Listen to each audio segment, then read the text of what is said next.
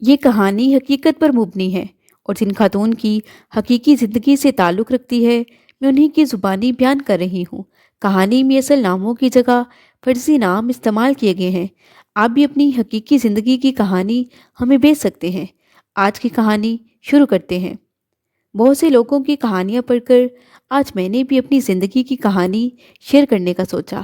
ہم 4 بہنیں تھیں اور میں سب سے بڑی تھی۔ ہماری ایک بہن بچپن میں وفات پا چکی تھی۔ بھائی ہمارا کوئی نہ تھا۔ میری والدین کو یہ حسرت تھی کہ اللہ تعالیٰ ایک بیٹا بھی دے دیتا تو بڑھاپے میں کوئی سہارا ان کا نام آگے بڑھانے والا ہوتا۔ اس خواہش کے لیے انہوں نے کافی دعائیں اور منتیں مانی۔ آخر اللہ نے ان کی یہ آرزو پوری کر دی اور پختہ عمری میں انہیں بیٹے سے نواز دیا۔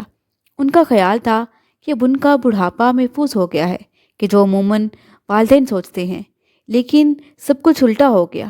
ان کے بیٹے نے ان کا سہارا بننے کی بجائے گھر میں ایک اندھیرا کر دیا۔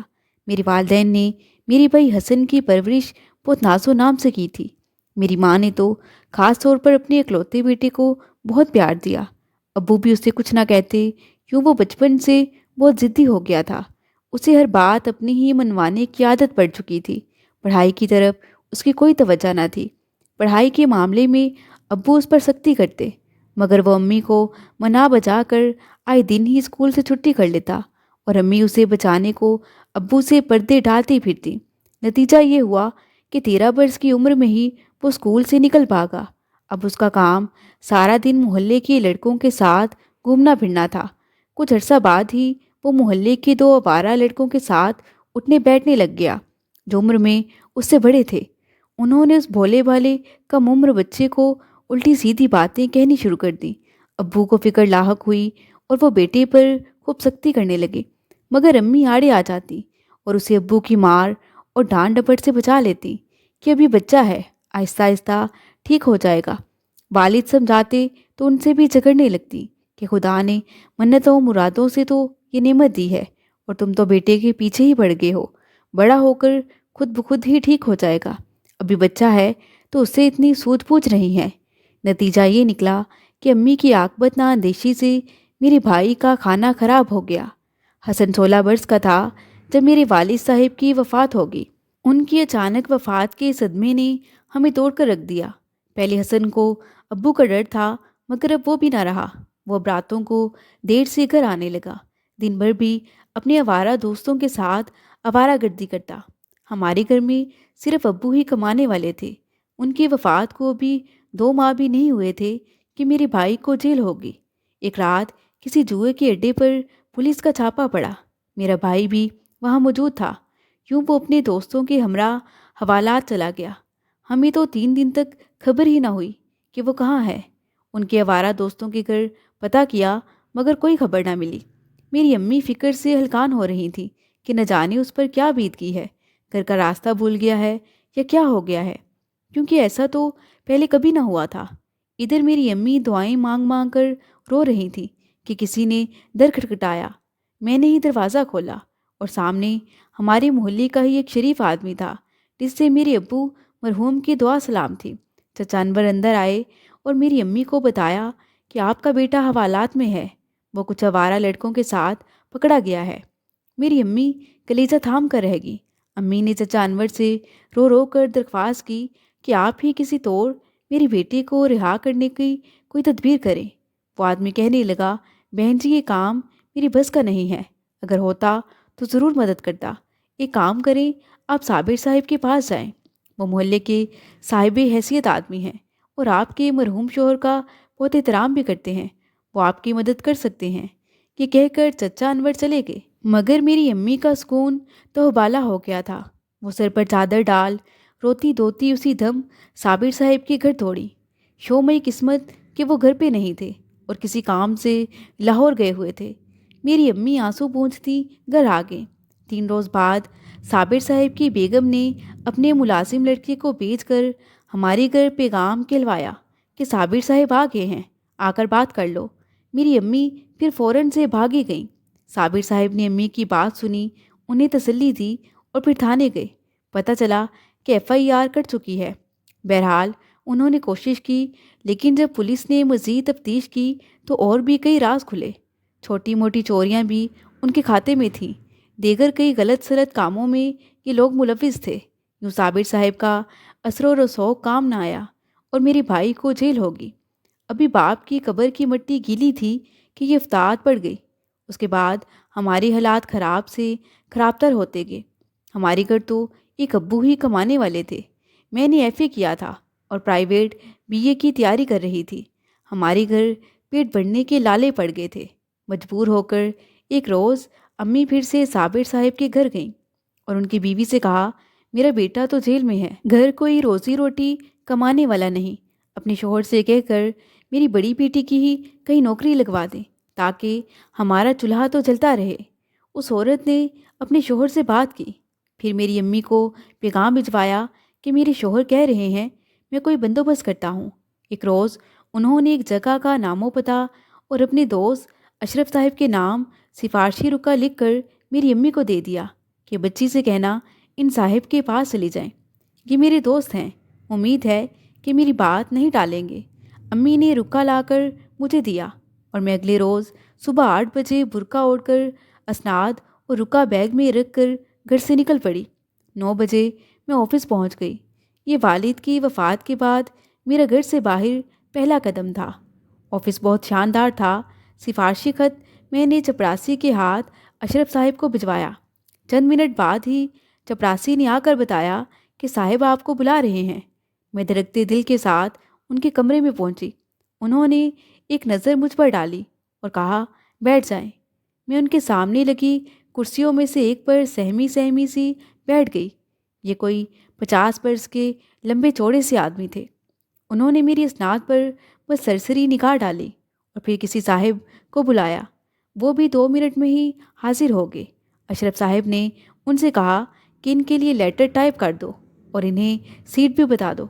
फिर वो मुझसे मुखातिब हुए, आपको जमशेद साहब काम समझा देंगे, चाहो तो आज से ही ज्वाइन कर लो। मुझे यकीन आ रहा था कि इतनी जल्दी मुलाजमत मिल जाएगी। मैं अपनी खुशकिस्मती पर हैरान थी। जमशेद साहब ने मुझे एक कमरा दिखाया और कहा कि फ़िलहाल आपका काम फ़ाइलों को दुरुस्त करके रखना है। उन्होंने मुझे सारा तरीका वगैरह समझाया और यूँ मैंने काम समझ लिया। वो कहने लगे, चाहो तो आज 2 बजे जा सकती हो, लेकिन कल से 4 बजे तक ड्यूटी टाइमिंग होगी। जी सर, मैंने 2 अल्फाज कहे और कुर्सी पर बैठ गई। ज़रा देर बाद पीएन मेरे लिए चाय लेकर आ गया। वो पूछने लगा, बेटी कहाँ से आई हो? मैंने बताया। फिर वो कहने लगा, मेरा नाम ज़मान खान है और मैं यहाँ 5 साल से हूँ। साहिब बहुत अच्छे और मेहरबान आदमी हैं। आप काम अच्छा करें, आपको यहाँ कोई परेशानी नहीं होगी। साहिब लापरवाही बिल्कुल पसंद नहीं करते। कुछ देर बाद जमशेद साहिब इस कमरे में आए। उनके हाथ में तकर्रुरनामा था। उन्होंने वो मेरे हवाले किया और बोले, इसे पढ़कर 2 बजे तक भिजवा दें।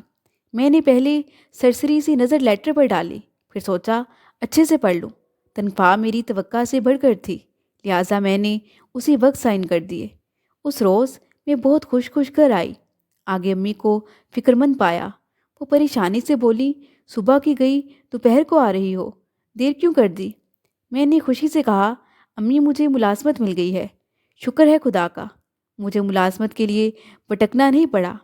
मैंने वह पूरे जज्बात में उनके गले में बाहें डाल दी। वो खुश थीं, मगर मैंने महसूस किया कि उनकी इस खुशी में भी एक अजीब सी उदासी घुली हुई थी।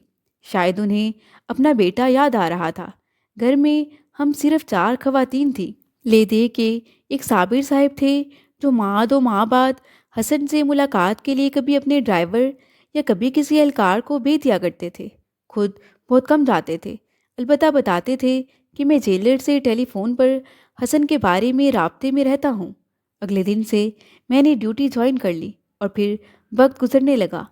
मैं कंपनी के मालिक की अनायतें देखकर हैरान थी कि क्या मालिक इस कदर मेहरबान और अच्छे भी हो सकते हैं।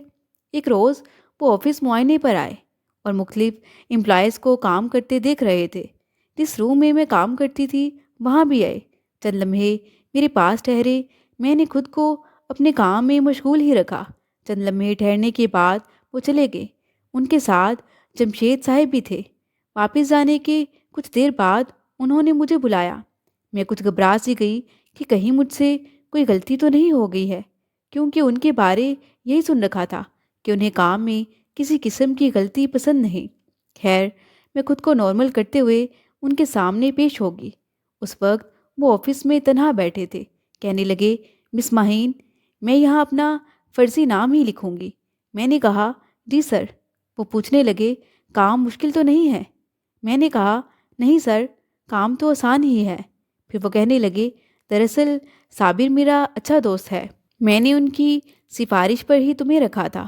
انہوں نے مجھے تمہارے گھر کے حالات سے بھی آگاہ کیا تھا۔ چاہتا ہوں کہ تمہیں کوئی پریشانی نہ ہو۔ فی الحال میں نے آپ کو یہ کام دیا ہے کیونکہ آپ بھی جانتی ہیں کہ آپ کو کوئی تجربہ نہیں تھا۔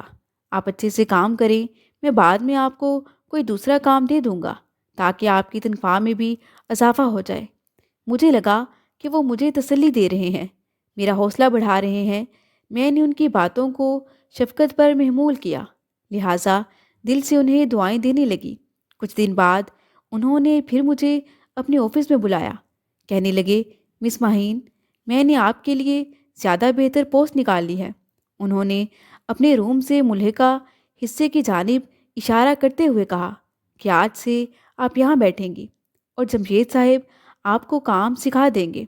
آپ میری پرسنل سیکرٹری کے فرائض سر انجام دیں گی۔ نہ جانے کیوں مجھے ان کی یہ عنایت پسند نہ آئی۔ سوچا، یہاں تو میں ہر وقت ان کی نظروں کے سامنے رہوں گی۔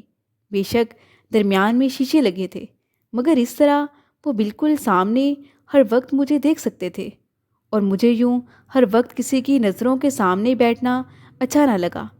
میں کچھ اس قسم کی لڑکی تھی کہ یقیناً یوں ہر وقت سامنے بیٹھ کر مجھ سے کوئی کام ٹھیک سے نہ ہو پاتا۔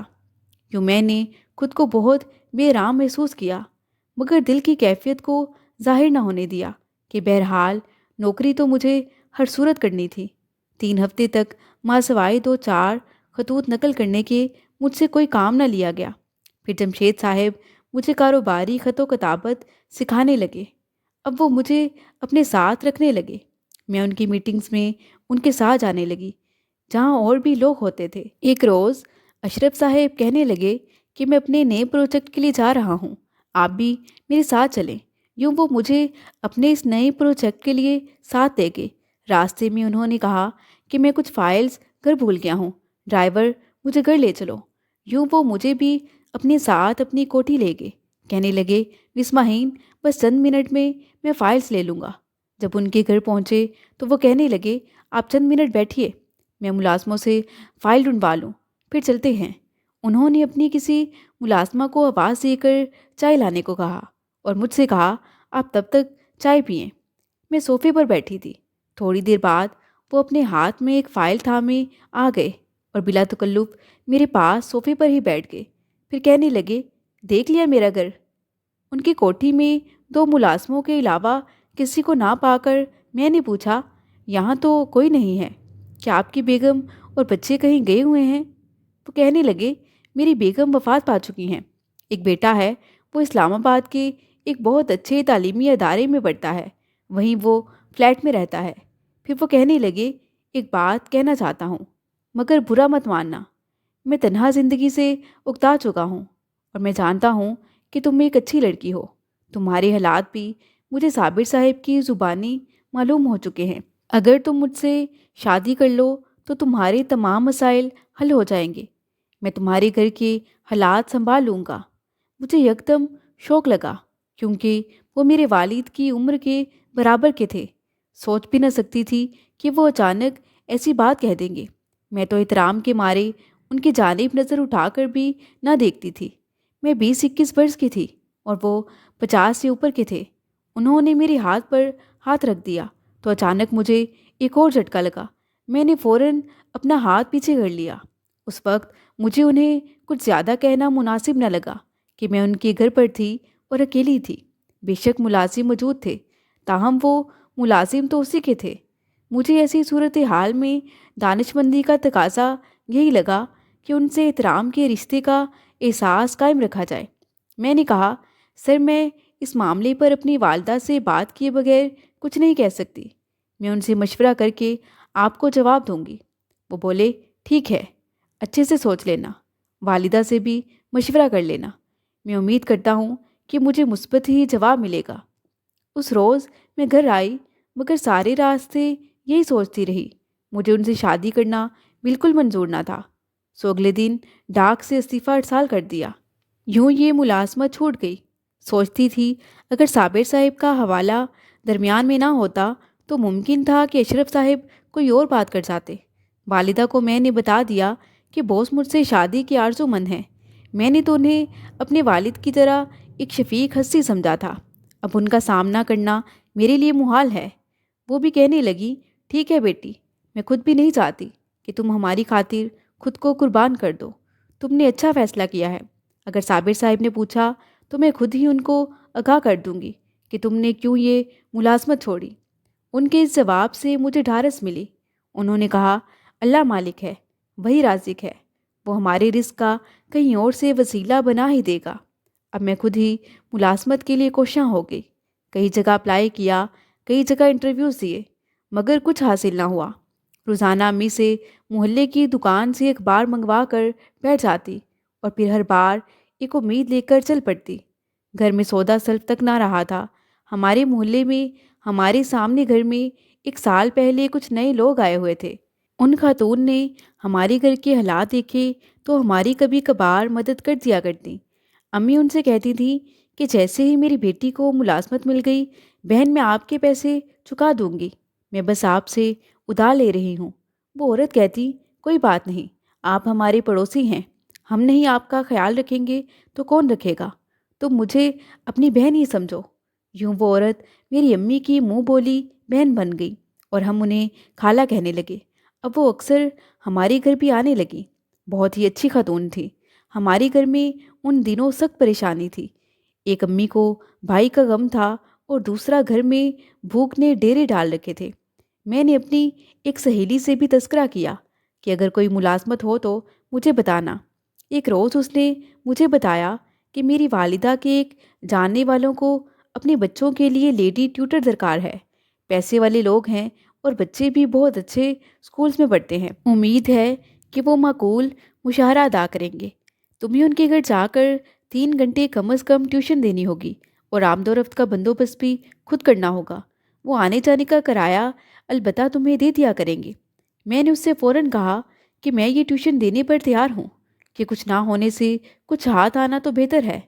میں نے اس سے کہا کہ تم ان لوگوں سے بات کرو، تم جانتی ہو کہ میں ان دنوں کتنی پریشان ہوں اور نوکری تو مجھے کوئی مل ہی نہیں رہی، اس لیے اگر یہی کام مل جائے اور لوگ اچھے ہوں تو میں کر لوں گی۔ سمیہ نے ان لوگوں سے بات کی اور یوں 2 روز بعد مجھے وہ ان لوگوں کے گھر لے گئی۔ انہوں نے مجھ سے بنیادی باتیں پوچھی اور پھر مجھے ٹیوشن کے لیے رکھ لیا۔ 3 بچوں کو پڑھانا تھا اور وہ اچھی ٹیوشن دے رہے تھے۔ یوں میں نے ان کے بچوں کو پڑھانا شروع کر دیا۔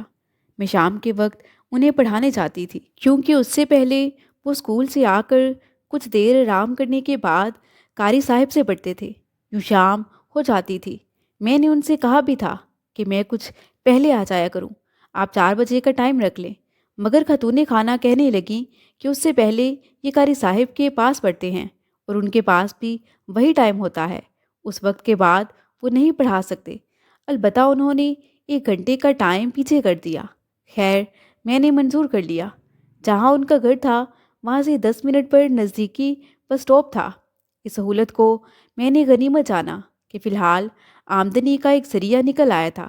خاتون خانہ سے بات چیت طے کی اور اگلے دن سے میں ٹیوشن پڑھانے جانے لگی۔ ایک روز میں ٹیوشن دے کر گھر واپس لوٹ رہی تھی، بس اسٹاپ پر پہنچی۔ بس کا کافی دیر انتظار کیا مگر بس آنے کا نام نہیں لے رہی تھی۔ تبھی مجھے اپنے محلے کا ایک نوجوان عاطف نظر آیا۔ وہ موٹر بائیک پر تھا اور میں بس کے انتظار میں کھڑی تھی۔ وہ اپنے دفتر سے غالباً گھر جا رہا تھا۔ یہ مغرب سے بعد کا وقت تھا۔ عاطف نے مجھے دیکھا تو موٹر بائیک میرے قریب روکی اور پوچھنے لگا، کیا آپ گھر جانے کو یہاں کھڑی ہیں؟ میں نے جواب دیا، جی۔ وہ کہنے لگا، آج اس طرف کچھ ہنگامہ ہو گیا ہے، لوگوں نے راستہ بند کر دیا ہے، اس سبب شاید بسوں کی ہڑتال ہو گئی ہے۔ آپ کب تک یہاں کھڑی رہیں گی؟ بس کے آنے کی کوئی امید نہیں ہے، اندھیرا ہو گیا ہے۔ اگر آپ مناسب سمجھیں تو میرے ساتھ چلیں، میں آپ کو گھر پہنچا دوں گا۔ عاطف ہمارے محلے کا ایک شریف لڑکا تھا۔ اور میری ماں کی اس کی والدہ سے کافی سلام دعا تھی۔ بتاتی چلوں کہ عاطف انہیں خالہ کا بیٹا تھا، جن کا میں نے پہلے ذکر کیا تھا کہ وہ میری امی کی بہن بنی ہوئی تھی۔ وہ ہمارے گھر آتی تھیں یا پھر میری امی ان کے گھر جاتی تھی۔ البتہ ہم بہنوں میں سے نہ کبھی ان کے گھر کوئی گیا اور نہ ان کے گھر سے کبھی کوئی اور آیا تھا۔ البتہ امی کے منہ سے یہ ضرور سن رکھا تھا کہ ان کا بیٹا بے حد شریف اور سلجھا ہوا ہے، اور گلی میں اسے آتے جاتے کئی بار دیکھ چکی تھی۔ لہٰذا مجبوراً میں نے اس کے ساتھ گھر جانے کو بہتر سمجھا اور اس کی موٹر بائیک پر بیٹھ گئی۔ اس نے مجھے گھر سے کچھ فاصلے پر اتار دیا کہ اب آپ آگے خود چلی جائیں۔ میں بھی یہی چاہتی تھی کہ وہ مجھے کچھ پہلے ہی اتار دے۔ گھر آ کر میں نے امی کو بتایا کہ آج اس طرح معاملہ ہوا ہے۔ والدہ نے مجھے بتایا کہ کچھ دن پہلے اس کی ماں نے عاطف کے لیے تمہارا رشتہ مانگا ہے۔ ابھی میں سوچ و بچار میں تھی کہ انہیں کیا جواب دوں، یا پھر تم سے بات کرتی ہوں کہ تم نے یہ بات بتا دی ہے۔ چلو تو پھر یہ بھی بتا دو، اگر میں عاطف کی ماں کو تمہارے رشتے کے لیے ہاں کہہ دوں تو تمہیں کوئی اعتراض تو نہ ہوگا؟ سچ کہوں تو مجھے بھی عاطف اچھا لگا تھا، اور یہ جان کر کے اس کی امی نے میرا رشتہ مانگا ہے، مجھے ایک انجانی سی خوشی ہوئی تھی۔ لہٰذا میں نے امی سے کہا کہ نہیں امی، مجھے آپ کی کسی پسند پر اعتراض نہیں ہوگا، آپ جو مناسب سمجھیں فیصلہ کر لیں، لیکن یہ سوچ لیں کہ ہمارے گھر کے حالات کے پیش نظر جب تک حسن کی رہائی جیل سے نہیں ہو جاتی، میں اس گھر سے کسی اور گھر نہیں جا سکتی۔ امی کہنے لگیں وہ یہ مہلت دینے کو راضی ہیں، کیونکہ وہ بھی ابھی کچھ دیر بعد ہی شادی کرنے کے حق میں ہیں، کہ عاطف کی ابھی چند ماہ قبل ہی یہ نئی نوکری لگی ہے، اور دوسرا انہیں بھی یہ نیا مکان بنائے ابھی 1 سال ہی ہوا ہے، اس لیے انہیں بھی شادی کی تیاری کے لیے 1 سال کا وقت چاہیے۔ والدہ کی اس بات سے میرے دل کو سکون نصیب ہوا۔ 3 دن بعد جب میں ٹیوشن پڑھا کر لوٹ رہی تھی کہ عاطف مجھے نظر آیا۔ اس نے بائک میرے قریب روکی اور کہنے لگا یہ سنسان سا علاقہ ہے، آپ کو سڑک تک آتے 10 منٹ لگ جاتے ہیں، موسم بدل گیا ہے، اب اندھیرا جلدی ہو جاتا ہے، آپ بس کے انتظار میں کھڑی رہیں گی تو رات ہو جائے گی، یہی سوچ کر میں آپ کو لینے آ گیا ہوں۔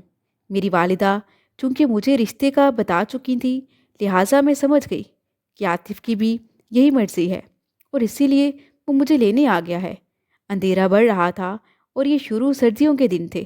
آپ یہ جانیں کہ موٹر بائیک پر بیٹھ جاؤں اور گھر سے پیچھے ہی سڑک پر اتر جاؤں۔ جہاں میں ٹیوشن پڑھاتی تھی ان کی کوٹھی سے مین سڑک تک چند منٹ کے سنسان راستے پر پیدل چلنا مجھے کھلتا تھا، کیونکہ ادھر سڑک کے دونوں طرف میں درخت تھے، لیکن یہ میری مجبوری تھی کہ پیٹ کی دوزخ بھی تو بڑھنی تھی۔ یوں عاطف کے آ جانے کو میں نے غنیمت سمجھا، مگر جانتی نہ تھی کہ یہ میری کتنی بڑی غلطی بن جائے گی۔ مگر اس وقت تو میں جیسے انجام سے بے خبر تھی۔ اسی دن راستے میں عاطف نے مجھ سے کہا، جانتی ہیں میری امی آپ کو بہو بنانے کا ارادہ رکھتی ہیں۔ مجھے معلوم تھا کہ آپ اکیلی آتی ہیں، اس لیے سوچا کہ کیوں نہ میں ہی روز لینے آ جاؤں، لیکن اگر آپ کو کوئی اعتراض نہ ہو تو آپ چاہیں تو اپنی والدہ سے بھی بات کر لیجیے گا۔ میں نے بس اتنا کہا، ٹھیک ہے، اور پھر ہم دونوں ہی خاموش ہو گئے۔ سردیوں کی ان شاموں میں یوں اکیلے سفر کرنا مجھے بھی خوفزدہ کر دیتا تھا۔ ابھی وہ کچھ کہہ رہا تھا، مگر چلتی بائک پر مجھے کچھ سمجھ نہ آ رہی تھی کہ گاڑی ہمارے سامنے سے آتی دکھائی دی، جس کی لائٹیں ہم دونوں پر پڑیں، تو عاطف نے موٹر سائیکل دائیں طرف کر لی۔ تیز روشنی کی وجہ سے بس اسی قدر دیکھ سکی کہ یہ گاڑی اسی گھر کی تھی جس گھر میں ٹیوشن دینے جاتی تھی۔ کون چلا رہا تھا یہ میں نہیں دیکھ پائی۔ گاڑی چشمے زدن میں ہمارے پاس سے گزر گئی۔ اب عاطف روز مجھے مغرب کے وقت لینے آنے لگا۔ میں نے امی کو بھی بتا رکھا تھا۔ ایک روز امی نے مجھ سے کہا کہ بیٹی، تمہارا بھائی جیل سے رہا ہو رہا ہے، اب تم ذرا خیال سے عاطف کے ساتھ آیا کرو، بلکہ ایسا کرو کہ اس کے ساتھ اب آیا ہی نہ کرو، ایسا نہ ہو کسی دن وہ دیکھ لے اور کوئی فساد ڈال دے۔ میں جانتی ہوں کہ تم اکیلے بھی اب اس وقت نہیں آ سکتی، اس لیے یہی بہتر ہے کہ ٹیوشن ہی چھوڑ دو۔ اللہ سے یہی امید کرتے ہیں کہ وہ کوئی نہ کوئی وسیلہ بنا ہی دے گا۔ میں نے کہا، اچھا چھوڑ دوں گی امی، ابھی حسن کو تو گھر تو آنے دے، وہ آتے ہی تو کمانے نہیں لگ جائے گا۔ اور پھر ہم کھائیں گے کہاں سے؟ آپ جانتی تو ہیں پہلے نوکری چھوڑ کر ہم پر کیسے دن آئے تھے۔ میں تو نوکری کی تلاش میں ذلیل ہو کر رہ گئی تھی۔ پہلے تو اور بات تھی کہ آپ خالہ یعنی عاطف کی امی سے مدد لے لیا کرتی تھی، کیا اب بھی بعد میں گھر کا خرچہ چلانے کو عاطف کی امی سے پیسے مانگیں گی؟ امی کہتی، نہیں بیٹی، اللہ ہم پر وہ وقت نہ لائے، اب تو ان سے ہماری رشتہ داری ہے، اب اللہ ایسی نوبت نہ لائے۔ میں نے تو ویسے ہی کہا کہ حسن کا مزاج تو میں جانتی ہوں، امی کا خدشہ بھی صحیح تھا۔ حسن جب جیل سے لوٹا تو وہ تو جیسے انسان نہیں بلکہ جیل سے حیوان بن کر آیا تھا۔ اب تو نشہ بھی کرنے لگا تھا۔ وہ ایسا بے حس بن گیا تھا کہ گھر والوں کے دکھ سکھ سے کوئی سروکار نہ رہا تھا۔ صبح دم ہی گھر سے نکل جاتا اور آدھی رات کو واپس آتا۔ اسے کوئی خبر ہی نہ تھی کہ گھر میں کیا ہو رہا ہے۔ امی نے تو سوچا تھا کہ بیٹا آ جائے گا تو سب سے پہلے گھر کی بدحالی کو محسوس کرے گا اور کمانے کی طرف دھیان دے گا، لیکن جب حسن نے گھر کی بدحالی کی طرف کوئی دھیان تو کیا، الٹا امی سے رقم کا تقاضا کرنے لگا تو ان کی جیسے کمر جھک گئی۔ حالات کے پیش نظر میں اسی طرح ٹیوشن پڑھانے جاتی رہی۔ حسن تو گھر برائے نام ہوتا تھا، اس کو علم ہی نہ ہو سکا کہ گھر کا خرچہ کیسے چلتا ہے۔ وہ روز رات گئے گھر آتا، کبھی کھانا کھاتا، کبھی وہ بھی نہ کھاتا، بس کمرے میں جا کر سو جاتا اور صبح ہوتے ہی پھر غائب ہو جاتا۔ ایک روز میں ٹیوشن پڑھانے گئی تو بچے اور ماں باپ گھر پر نہیں تھے۔ گھر ایک ملازمہ ہی نظر آئی۔ میں نے اس سے بچوں کا پوچھا تو وہ کہنے لگی، شاید تھوڑی دیر تک آ جائے، آپ انتظار کر لیں۔ میں کچھ دیر بیٹھی رہی مگر کوئی نہ آیا۔ باہر آئی تو ملازمہ بھی نہ جانے کہاں تھی۔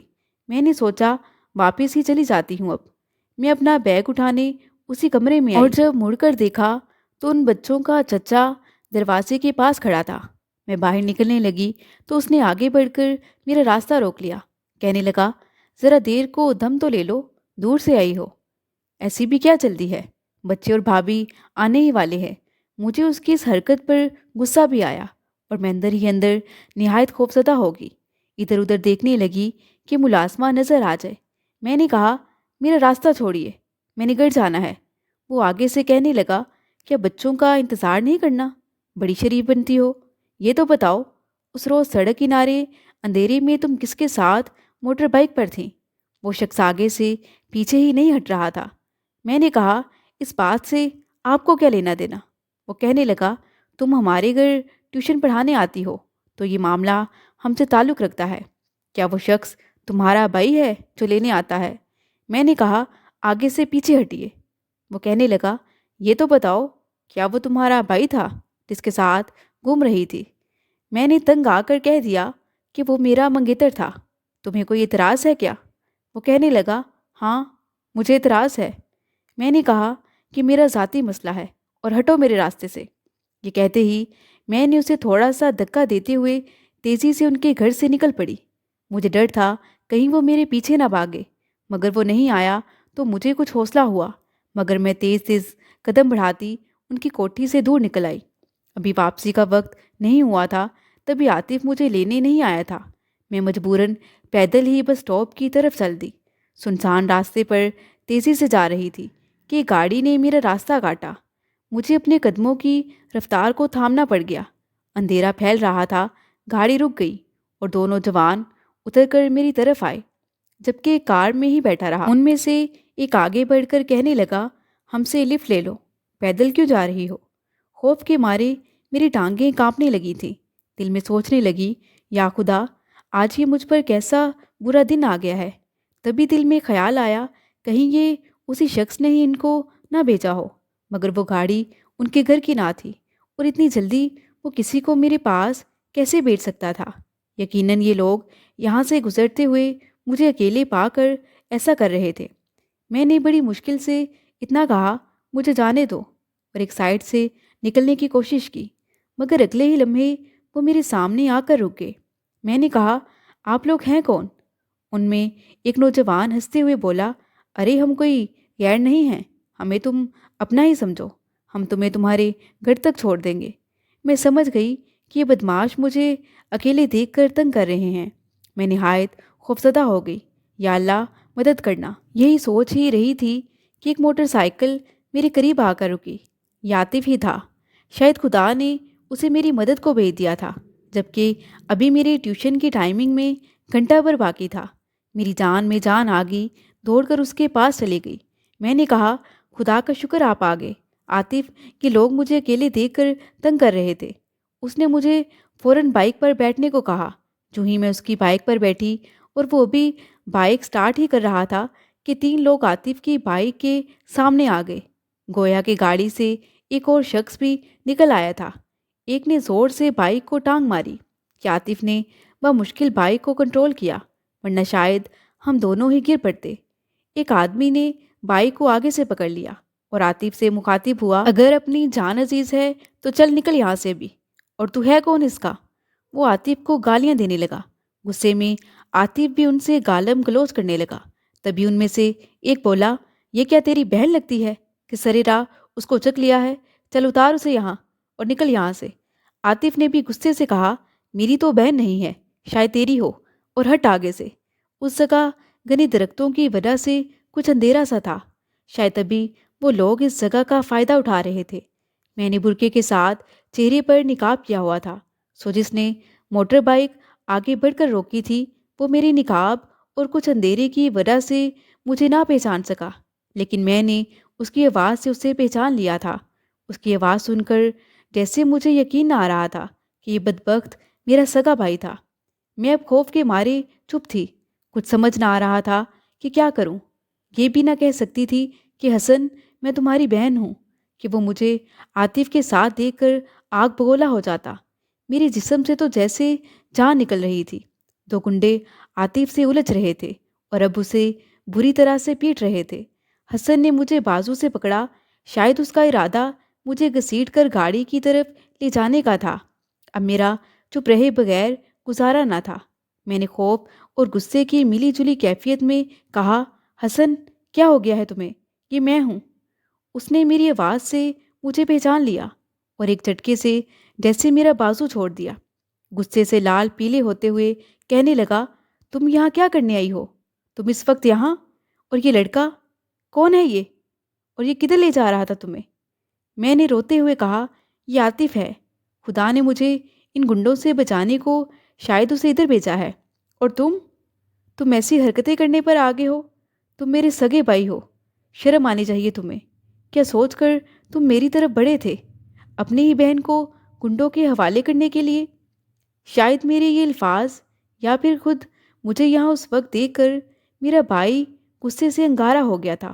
اس نے مجھے 2-3 زور کے تھپڑ رسید کیے اور کہنے لگا، بے شرم، بے غیرت، تو یہ تو تھی، ایک غیر لڑکے کے ساتھ اس سنسان جگہ گھومتی پھر رہی تھی، تجھے شرم نہ آئی؟ ادھر حسن کی گرفت میں میرا بازو تھا اور ادھر 2 آدمی عاطف کو بری طرح پیٹ رہے تھے۔ جب اس کے چہرے اور ناک سے خون بہنے لگا تو وہ آدمی اسے چھوڑ کر ہماری طرف آئے۔ ان میں سے ایک کہنے لگا، ہاں بھئی، شکار آ گیا ہاتھ، چلو اب اسے گاڑی میں ڈالو، تم کیا اس چڑیا سے بحث کر رہے ہو؟ تبھی حسن نے گھرا کر کہا، بکواس بند کرو اور دفع ہو جاؤ یہاں سے۔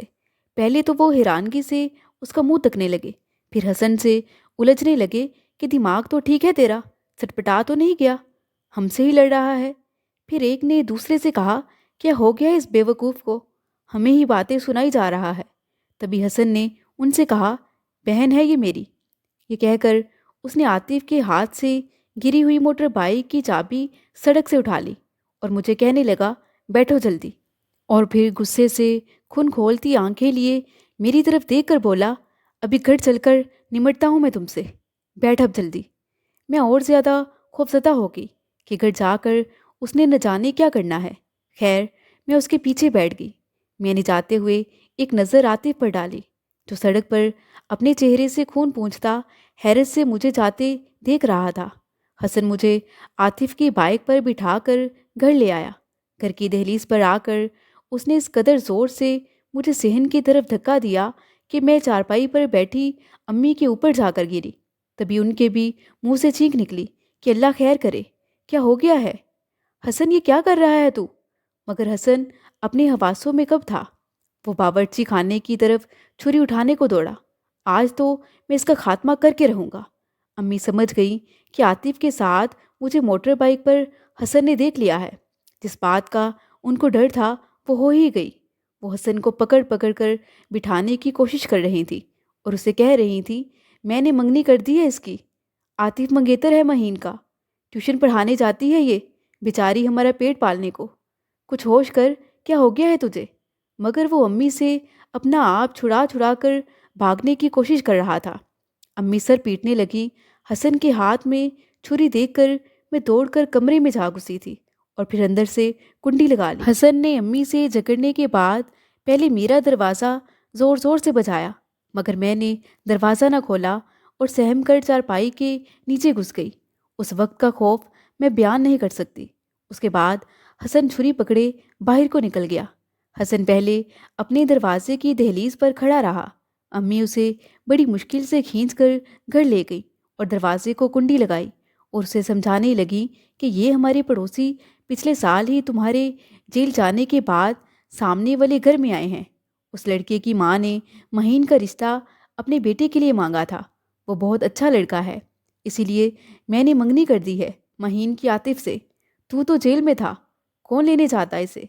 وہ اکیلی نہیں آ سکتی تھی، اس لیے میں ہی اسے لینے کو بھیجتی ہوں عاطف کو۔ ماں کی ان باتوں پر حسن کب کان دھرنے والا تھا۔ وہ بار بار باہر نکلنے کی کوشش کر رہا تھا اور پھر امی سے چھڑا کر سڑک کی نکڑ میں جا کر کھڑا ہو گیا۔ جب عاطف وہاں سے گھر آنے کو مڑا تو اس نے اسے دیکھتے ہی چھری سے اس پر حملہ کر دیا۔ وہ بیچارہ نہتا کیا مقابلہ کرتا، زخمی تو پہلے سے تھا، اس اچانک حملے کی تاب نہ لا کر گر پڑا۔ یوں بھی سردیوں میں لوگ کم ہی گلیوں میں ہوتے ہیں، مگر اس کی چیخوں پکار سے جلد ہی لوگ اکٹھے ہو گئے۔ حسن تو فرار ہو چکا تھا۔ پورے محلے میں شور پڑ گیا کہ کسی کے جوان بیٹے کا قتل ہو گیا ہے۔ میری امی تو سر پیٹ کر رہ گئی۔ میں نے تو دروازے کو اندر سے کنڈی لگا رکھی تھی، مگر باہر کا شور مجھے کسی بہت بڑے سانحے سے آگاہ کر رہا تھا۔ میری دل کی دھڑکن بے حد تیز ہو گئی۔ جب میری بہن نے مجھے کھڑکی سے عاطف کے قتل کا بتایا تو میں کمرے میں ہی بے ہوش ہو گئی۔ یوں میرا بے حس بھائی، جس کو یہ غیرت نہ تھی کہ ہمیں کما کر کھلاتا، جسے یہ غیرت نہ تھی کہ کیسے وہ مجھے کوئی اور لڑکی سمجھ کر گاڑی میں ڈال رہا تھا، مگر مجھے عاطف کے ساتھ دیکھ کر اس کی غیرت جاگ گئی۔ یوں وہ اپنی نام نہاد غیرت کی وجہ سے ایک نیک ارادہ رکھنے والے لڑکے کا قاتل بن گیا اور پھر لمبی مدت کے لیے جیل چلا گیا۔ میری ماں اس صدمے سے بیمار پڑ گئی۔ میرا گھر بسانے اور سکون سے زندگی گزارنے کا خواب ہی رہ گیا، اور شاید میری قسمت میں ہمیشہ کے لیے روزی روٹی کمانے کے لیے دھکے ہی لکھے گئے تھے۔